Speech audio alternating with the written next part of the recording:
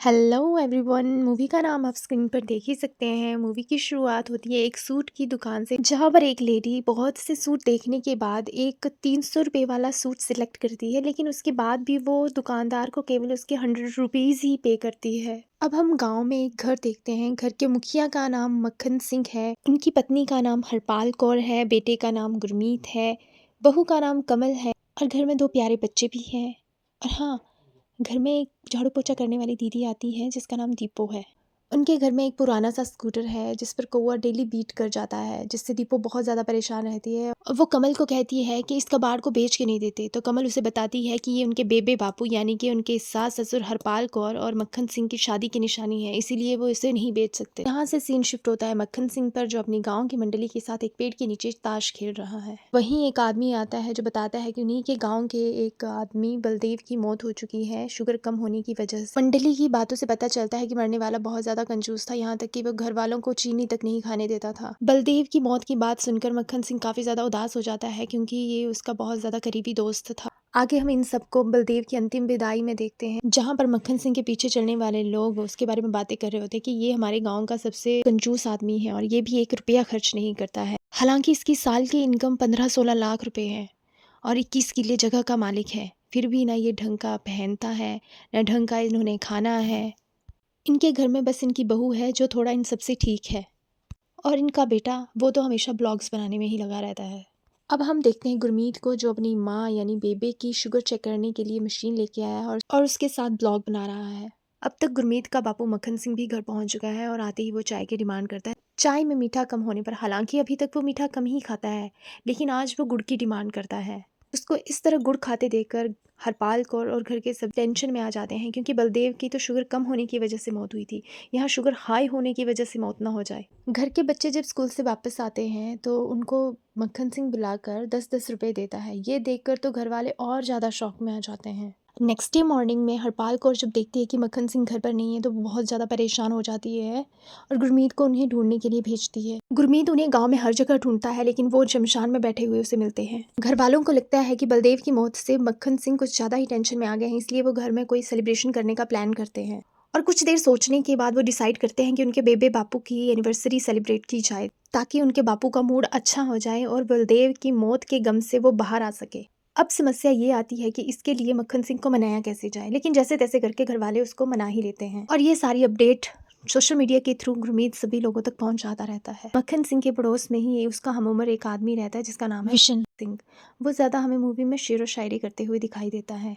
वो मंडली के पास आता है और उनके साथ हरपाल कौर और मक्खन सिंह की एनिवर्सरी के बारे में बात करता है, और उसकी बातों से ये लगता है कि हरपाल कौर का रिश्ता सबसे पहले उसको आया था, लेकिन उसके पास मक्खन सिंह से 2 किले कम जगह होने की वजह से उसकी शादी मक्खन सिंह से हो गई। लेकिन वो आज भी हरपाल कौर को पसंद करता है, ऐसा हमें उसकी बातों से लग रहा है। खैर, अब हम आगे देखते हैं कि मक्खन सिंह के घर पर एनिवर्सरी की तैयारियां चल रही हैं, सभी गिफ्ट्स खरीद रहे हैं, इसीलिए मक्खन सिंह को भी लगता है कि उसे भी कोई गिफ्ट हरपाल को देना चाहिए, और इसके लिए वो अपनी बहू कमल की सलाह देता है। वो बताती है कि उन्हें बेबे को एक बहुत अच्छा सा सूट गिफ्ट करना चाहिए, और वो साथ में ये भी कहती है कि अगर उन्हें एतराज ना हो तो वो उसके पास एक सूट पड़ा हुआ है, वो उस सूट को एज अ गिफ्ट बेबे को दे सकते हैं, लेकिन वो उन्हें ना बताएं कि ये मैंने आपको दिया है। तो इस बात पर मक्खन सिंह भी खुश हो जाते हैं और वो डिसाइड करते हैं वे उसी सूट को एज अ गिफ्ट हरपाल को देंगे।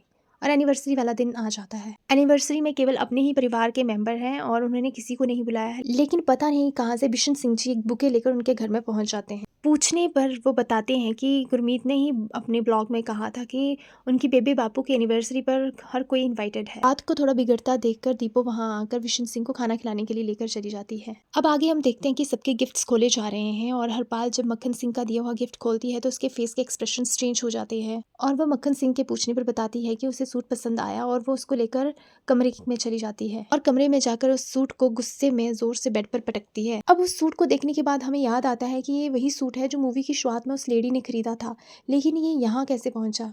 तो अब उसे याद आता है कि ये वही सूट है जो कमल की माँ ने उसे दिया था और उसने हल्का होने की वजह से सिलवाने से मना कर दिया था और कमल को वापस लौटा दिया था। और अब उसे ऐसा लगता है कि कमल ने अपनी खुंदक निकालने के लिए उस सूट को मेरे ही पति के द्वारा मुझे एज अ गिफ्ट दिलवा दिया। दूसरे दिन हरपाल, क्योंकि अभी तक उठी नहीं है, इसीलिए मक्खन सिंह अपनी बहू से पूछता है कि क्या वो उससे गुस्सा तो नहीं है। तो वो कहती हैं वो तो गुस्सा नहीं होंगी, लेकिन अगर उन्होंने सूट नहीं सिलवाया तो मैं गुस्सा ज़रूर हो जाऊंगी। यानी कि हम समझ पाते हैं कि वो किसी न किसी तरीके से उनको वो सूट पहनवाना चाहती है।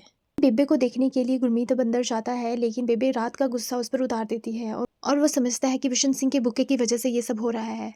इसीलिए वो बुके लेकर उसके घर पहुंच जाता है और उसको बहुत ज़्यादा डराता धमकाता भी है। मूवी में आगे हम देखते हैं कि हरपाल की ननद के बेटा और बहू पहली बार उनके घर आए हैं और मीनवाइल हम फिर से उस स्कूटर को देखते हैं जिस पर कौवा फिर से बीट कर गया है और दीपो उसे साफ कर रही है। कमल उनके लिए चाय लेके आती है और बातों ही बातों में उनके जाने का समय भी हो जाता है। हरपाल जाते समय नई बहू को वही सूट कमल से छिपाकर शगन में दे देती है। जब हरपाल की ननद वो सूट देखती है तो वो हरपाल को उसकी कंजूसी के लिए बहुत ज़्यादा कोसती है कि नई बहू को कैसा सस्ता सा सूट दे दिया है। जब जस्सी अपनी सास से कहती है कि वो उस सूट को सिल लेगी तो उसकी सास उसे सिलवाने के लिए मना करती है और उससे कहती है कि वो उसे एक महंगा सा सूट दे देगी। इसी बीच हम जस्सी के ससुर को भी देख पाते हैं, जिस पर उसकी सास हमेशा चिल्लाती रहती है कि थोड़ा धीरे खा लिया करो वरना कभी खाना गले में अटक कर तुम्हारी मौत हो जाएगी। आगे हम मक्खन सिंह को उसकी लाठी को तेल लगाते हुए देखते हैं। वो कमल क्या कहकर उसकी सास को बुलाने के लिए कहता है। कमल मन ही मन में बहुत खुश होती है कि आज उसकी सास को डांट पड़ेगी या उसकी पिटाई भी हो सकती है, क्योंकि वो मक्खन सिंह को बार बार उस सूट को लेकर उकसाती रहती है।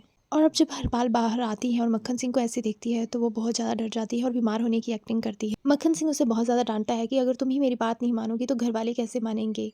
अगर तुमने वो सूट नहीं सिलवाया तो वो घर छोड़कर चला जाएगा। पिछली बार तो वो शमशान में मिल भी गया था, लेकिन इस बार वो बिल्कुल भी नहीं मिलेगा। और ये सब कहकर वो घर से निकल जाता है। अब हरपाल कौर गुस्से में कमल के पास जाती है और उसे वही सूट दिखाने के लिए कहती है जो उसकी माँ ने उसके लिए दिया था, क्योंकि उसे पूरा यकीन था कि उसी ने उसके पति को वो सूट दिया था हरपाल को देने के लिए।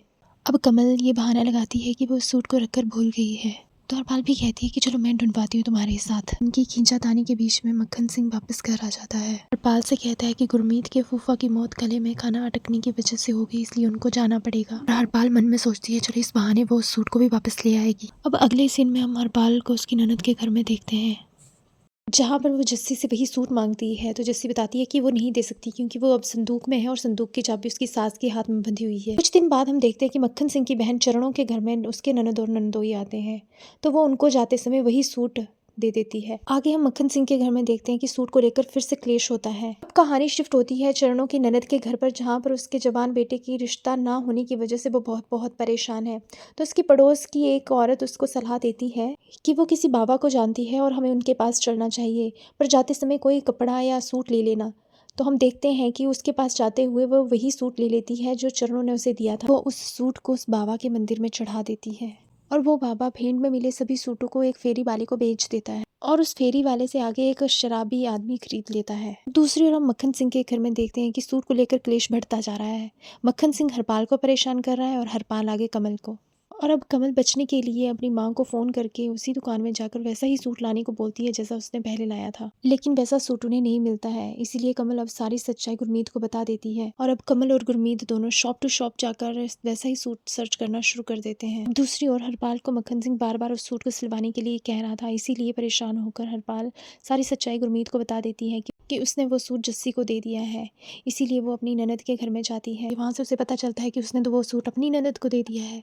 तो अब वो वहाँ पर भी जाती है तो वहाँ से उसे पता चलता है कि वो सूट उसने किसी बाबा को दे दिया है। बाबा के पास पहुंचकर उन्हें फेरी वाले के बारे में पता चलता है। वो फेरी वाले तक भी पहुंचते हैं, लेकिन वहाँ पर भी उन्हें वो सूट नहीं मिलता। अब सभी जगह ढूंढ ढांड के जब वो उन्हें वो सूट कहीं नहीं मिलता तो वो घर पहुँचते हैं, तो वो आगे देखते हैं कि मक्खन सिंह गुस्से में खड़ा है और इस बार कमल और हरपाल दोनों मिलकर उसको सारी सच्चाई बता देती हैं। अब मक्खन सिंह सबकी बातें सुनकर गुस्से में घर से बाहर जाने लगता है, तो वो क्या देखता है कि शॉकिंगली उनका स्कूटर उसी सूट के साथ ढका हुआ है। जब वो दीपक से उस सूट के बारे में पूछते हैं तो वो बताती है कि ये तो उसका पति लेकर आया था। हम देखते हैं कि उसका पति वही शराबी आदमी है जिसने वो सूट फेरी वाले से खरीदा था। आगे वो बताती है कि उसे ये सूट पसंद नहीं था, इसलिए उसने ये स्कूटर को उससे ढक दिया। अब मक्खन सिंह दीपक से वही सूट 2100 रुपये में खरीद लेता है और हरपाल को कहता है कि अब तो ये सूट सस्ता नहीं है ना, अब तो तुम्हें सिलवाना ही पड़ेगा। खैर हरपाल अभी भी सूट को देखकर मुंह तो बनाती है, लेकिन आखिरकार खोया हुआ सूट मिल ही जाता है और हो जाता है हमारी मूवी का हैप्पीली एंड। और इसी के साथ लेते हैं अलविदा, नमस्कार।